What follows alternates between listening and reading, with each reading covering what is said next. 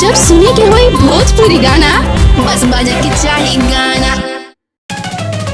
Sorry sorry sorry sorry रात तनी होखे दिना है औरे।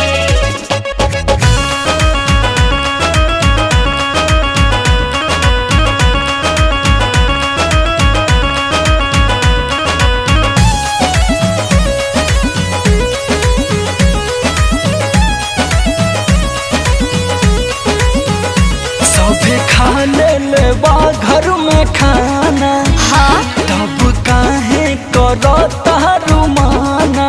सुना, सब खा ले बा घर में खाना, तब काहे करता रुमाना।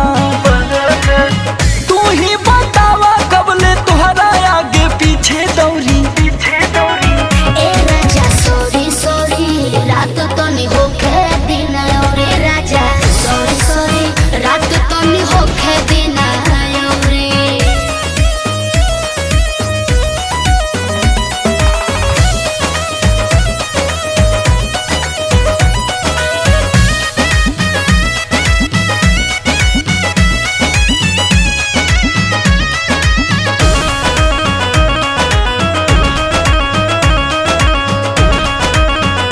पापा सुतले दुआ मई अंगना में सुतल बिया।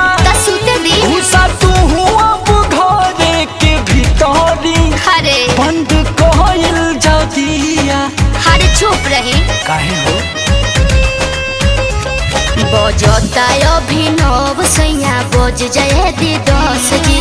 ओकरा बाद रउआ हमके कोरा में ले हब कस जी। होता ना बेट अब कबले सेज हम खौरी। ए राजा सॉरी सॉरी रात तनी होखे दिन औरे। राजा सॉरी सॉरी रात तनी होखे दिन औरे। ये तो गंभीर समस्या बता देले। सॉरी सॉरी रात तनी होखे दिन औरे।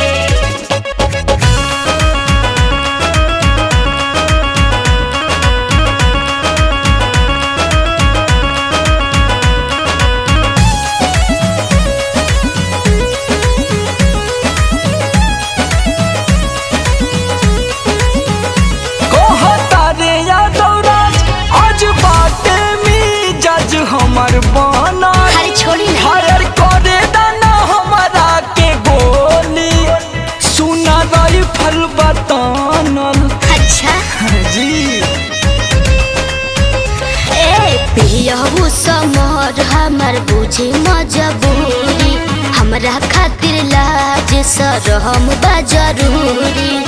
होई ना भैंस जे बिताई टाइम के कौड़ी।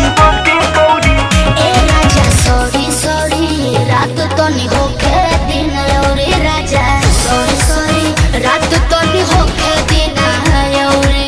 भाग पगली चल।